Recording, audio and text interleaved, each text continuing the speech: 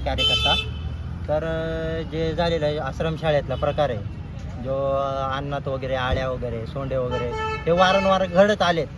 पण याच्यात काय करतं प्रशासन, आपण किती सांगितलं प्रशासन याला कुठेतरी वेगळा अर्थ देतो, लपवण्याचा प्रयत्न करतो. यांचा जे भ्रष्टाचार आहे, दूषित अन्न येतं यांना, हे कमी क्वालिटीचे अन्न दर्जाचं वापरलं जातं. हे नेमकं म्हणजे का शाळेत पोरांना, आदिवासी पोरांना कमी क्वालिटी जातात, हे स्वतः हाय क्वालिटीचे अन्न खाता आणि शाळेतल्या पोरांना कमी क्वालिटीचं अन्न देतात. कारण त्याच्यात आळ्या वगैरे सोंडे वगैरे ओले जातात, त्यांचा रेट कमी राहतो, ते कमी भावात खरेदी करून ते देतात.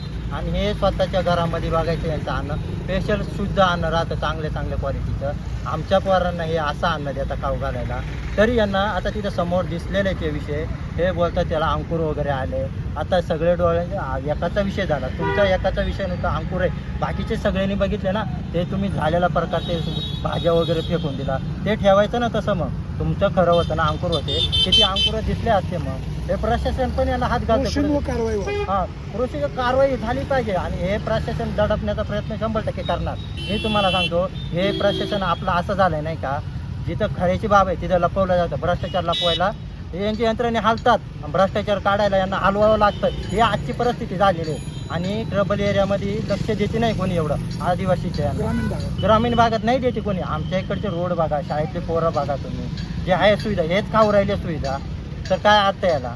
तर याला आमचं सगळं जाहीर पाठिंबा आहे. त्यांच्या मनानुसार झालंच पाहिजे, म्हणजे निलंबत वगैरे सरळ कारवाई झाली पाहिजे आणि अनुचित प्रकार पुढे कारवाई. हां, जे दोषी सगळे आहेत नाही का, जे अधिकारी पण लपवलं गेलं नाही हे प्रकरण, जे आता अंकुर वगैरे दाखवलं असं विषय केलं, सगळ्यांना कारवाई झाली पाहिजे वरून खालीपर्यंत. जे अन्न कुठून घेतात ते क्वालिटी दर्जा, इथून पुढं सगळा क्वालिटी दर्जा चेक केला पाहिजे, किती येतो. इथून पुढं कोणी अशी पद्धत करणार नाही. यांच्यावर कारवाई नाही झाली तर पुढचे असेच करणार 100%. आणि हे भ्रष्टाचार 100% लपवणार. मी तुम्हाला म्हणतो त्यासाठी खूप झाडावं लागेल आणि एक ना एक दिवस भ्रष्टाचार उघड होतं, सत्याचा विजय नक्की होतो. फक्त सत्याला वेळ लागते, एवढं खरं आहे. हां, भ्रष्टाचार लपवला नाही तर आपलेच भ्रष्टाचार लपवणार तर काय विषय.